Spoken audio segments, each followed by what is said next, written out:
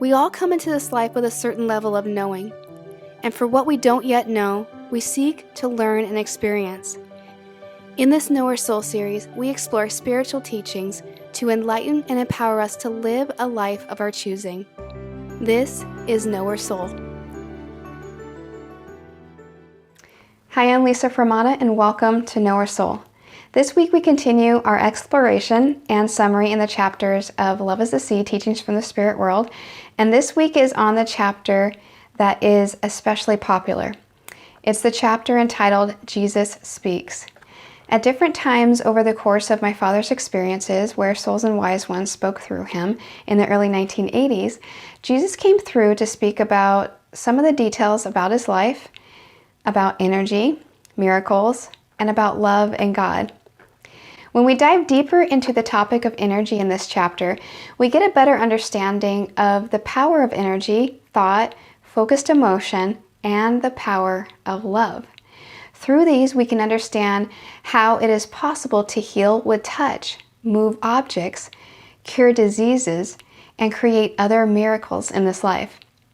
I was listening a while back to an American author, Gregg Braden, who spoke about energy, and he shared a story that I thought was relevant to this topic and illustrated some of the key points made in this chapter. He was sharing a story of a woman with cancer who was healed of her cancer through the power of what he called focused emotion.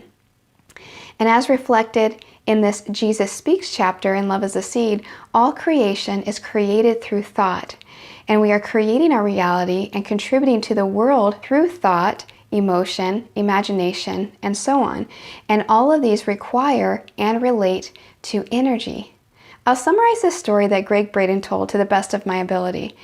There was a woman who had cancer in her bladder, and she sought out the help of a specific set of practitioners who were skilled in focusing their thought, energy, and emotions in a very specific way to achieve a desired result.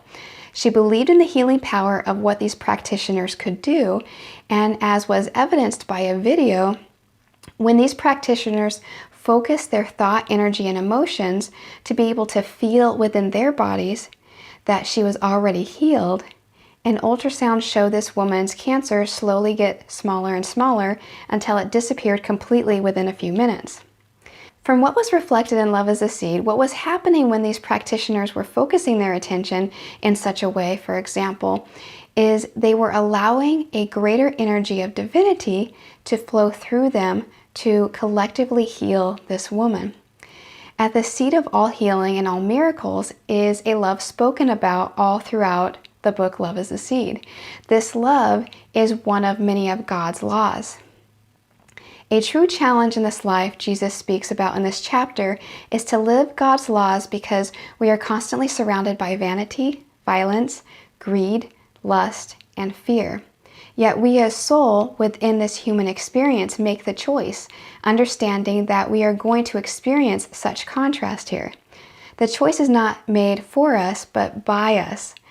As Jesus expresses in this chapter, as we go through this human life, our soul wishes for us to seek greater ways to understand God's laws and live God's laws in our everyday life. The foundation of God's laws is, of course, to give and receive love. And this giving of love is more beautiful than we can actually fathom. Jesus speaks of love in various ways in this chapter. That the truth of love is God, and from the very beginning, all is created through this love at various orders. As an example, he says, in the year 0 on earth, love was upon earth in the beauty through which the order of the plant world manifested. I believe what this speaks to is the evolutionary order of creation, that plants, for example, are lower down on the evolutionary scale, so to speak, than humans, but nonetheless created by and through love. This reflects that all creation is ensouled and forged with love. Yet what makes coming into this human form such a gift and puts us at an elevated order to plants is that we are also forged with thought and free will. This is really important to understand because it is love, thought, and free will as the three supreme gifts we are divinely given in this life that allow us the opportunity to create whatever we wish for our life, to essentially create a life of our choosing. In this chapter, Jesus speaks a little about his life and about how he knew of his purpose from a young age and had his purpose unfold for him. He says in a 1982 session, "Understand that I was man like you and had my purpose unfold before me. I was a man in every respect. I had your doubts, fears, hopes, expectations, and love. I developed no religions. I meant to develop no religions. I spoke for all of mankind." He goes on to say, "The times were different then," meaning when he was on earth, "and my coming was to bring forth the idea of love on earth and to fulfill certain scriptures that are a part of the Bible." I believe for many, including myself, hearing this brings a special validation of the indescribable and profound purpose of Jesus' life here. In this chapter, Jesus also spoke on creation and order, which are both important to understand because it gives us insight into the process of our evolution, the fact that we are all at a different part of our evolution in our understanding of divine love, that there is a supreme order that connects all creation, and yet all forms of consciousness exist equally. When Jesus speaks of orders in this chapter, he seems to be speaking both about how there is a specific ordered process by which things function harmoniously, such as elements within the body that allow the body to function for us, and he speaks of orders as the various souls in existence, each at an ordered process of evolution. And when orders function and create from a place of love, they are working at their highest level for the benefit of all. In other words, when we are working and creating from a place of love, we are working at our highest level, which ultimately benefits all. One of my favorite passages in the book is within this chapter where Jesus speaks of love's truth.